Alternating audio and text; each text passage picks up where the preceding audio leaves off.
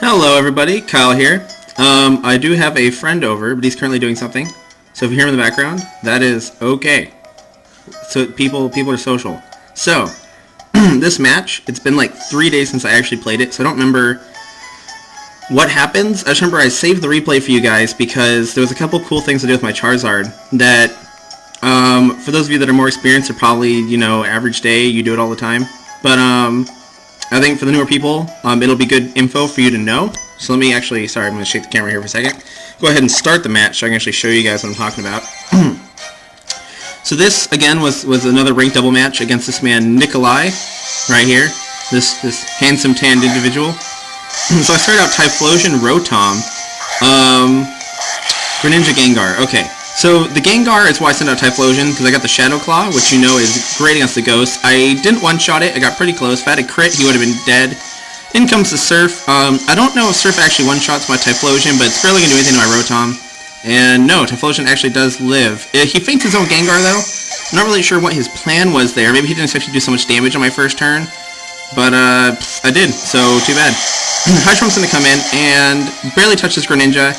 I don't know what I was really expecting there. I think I double attacked Gengar, but since Gengar went down to Surf, it hit the it hit the Greninja, that's what it's called.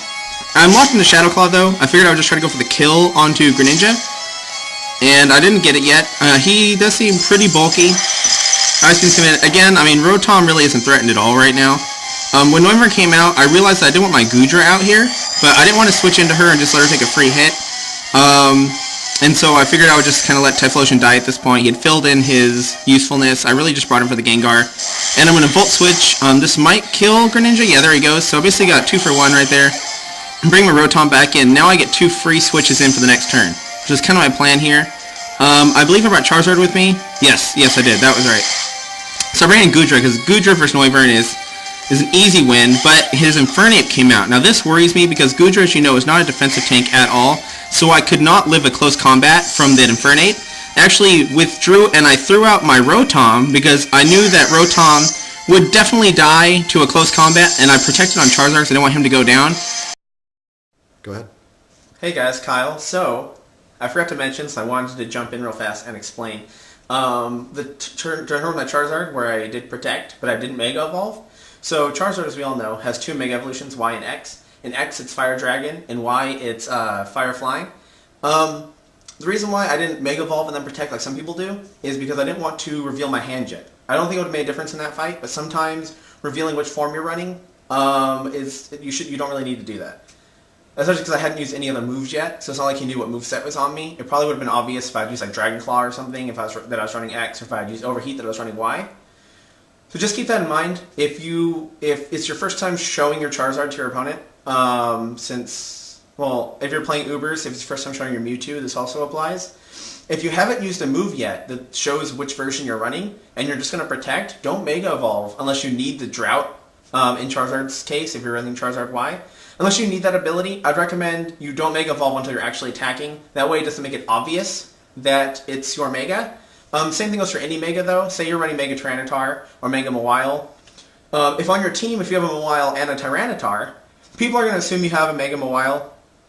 But just for an example, if you haven't Mega'd anything yet, and you throw your Mawile out, and you're going to just protect, don't really Mega until you're going to attack, because it doesn't reveal what your Mega is yet. So that's just a good lesson for you, or a tip I think that I should have included in the video. That you guys might also find useful. So again, thank you for watching the video, and I hope you enjoy the rest of the match. And I figured if he did go for the Goodra, I would have lost it, and I need Goodra for Noivern, so I didn't want her to go down. Here comes a close combat, just like I predicted. Rotom is going to go down, and that's going to give me the defense and special defense drop on his Infernape, which I can then easily revenge kill with Charizard next turn. Because while Charizard is fire-based, Overheat in the Sun on a Charizard Y max special defense or max special attack investment, that will one-shot any resisted Pokemon or neutral Pokemon guaranteed. So go ahead and go for my Mega Evolution here and bring out the Drought. And I'm going to go for the Dragon Pulse on the Noivern, because as we all know, Noivern is fast, but he is not very bulky. So I believe it's actually a one-shot kill for my Goodra here. I could be wrong. He goes first, but as we all know, Goodra's going to eat that up. Almost no damage. Like, what was that, 10%? Not even an issue. Overheat onto Infernape is going to take it out in one shot. And there we are. So Infernape is down. So that's one of the things I wanted to mention. If you know something like the close combat's coming in, feel free to switch in a Pokemon who doesn't have very much use anymore.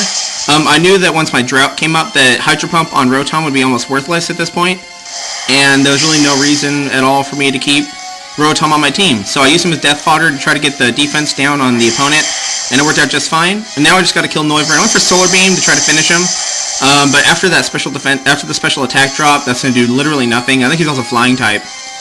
And Dragon Pulse is going to finish off this match, and there he goes. And that should be game right there. That was an extremely easy stomp against this man Nikolai. Not a very exciting match, but I did want to bring it to show you guys that if you have a Pokemon on your team, such as Typhlosion was for me after the first turn, and Rotom was after turn 2, if you have a Pokemon on your team that's kind of dead weight, feel free to use it as death fodder or use it to bait out an attack from your opponent that you know is going to work out in your favor. Close combat is extremely powerful, but as I've said already twice, and as you guys probably already know, it does make your opponent lose their defensive stats after the first time they use it. So knowing that Goodra was going to go down to 1 close combat guaranteed, and that most likely he wasn't going to go for it, I switched her out into Rotom so the Rotom could take the hit. Rotom also ate 2 hits that turn. Charizard was protected though. And therefore, the defense drop, I don't know if the special defense drop on Infernape actually mattered when the overheat hit him. He might have fainted anyways, but it is, you can never be too safe, I feel. It does help to make risky plays, but as the rule is, you don't want to make any predictions until like turn 3 or 4. Yes, because early on in the game, it's dangerous to make predictions because it can give you a really bad start and then you lose. So I think it's generally a good idea, unless it's something extremely obvious, to just go for the obvious plays for the first couple rounds, feel out your opponent's skill level, because then you can predict even better. You don't want to over-predict on the first turn either, because over-predicting or under-predicting, both are going to lose you a match. So there we go. Again, sorry, not a very interesting match, but it was just kind of a lesson in death fodder. I probably won't put it as part of the R&R series. I'm probably just going to label this as like, I don't know. I don't want to name it death fodder. That sounds like a heavy metal band. That's pretty sick. But also Gengar, isn't that threatening if you can hit him with super effective attack? I'm actually surprised he didn't Mega Evolve. It's probably not Mega Gengar then. I didn't notice an item on him, so I don't know what he's running. But even if he Mega'd, I still think I had a 2-hit KO on him, so it wouldn't have been that bad. And there we are. So that was the match. I'll probably upload another video later tonight, just because this one's really short and it's not really like a good battle. It's just, pardon me, I get hiccups all of a sudden. I get hiccups every time I record. It was just kind of a quick example on smart switching. And there we are. Oh, that was the other lesson I was going to say. So also, notice that not only did I use Rotom for death fodder, but I threw Goodra out and then immediately switched her back in. Don't feel bad. Don't feel like if you switch in a Pokemon and then immediately switch it back out that you've wasted it. Especially if you play in singles. I don't play singles very much, but switching in a Pokemon just for 1 turn to bait out your opponent to use an obvious move is amazing. If I had a Ghost Pokemon on my team, could you imagine if I threw Goodra out there and then switched out a Ghost for the close combat? It would have been amazing because I would have been totally immune to it even. I wouldn't even lost a Pokemon there. So definitely think about that kind of stuff. And that's about it. See ya, guys. I hope you guys are having a good day or evening, wherever you are. And I will see you guys later tonight. Well, probably tomorrow in the AMs for an actual like nice battle video. All right, guys.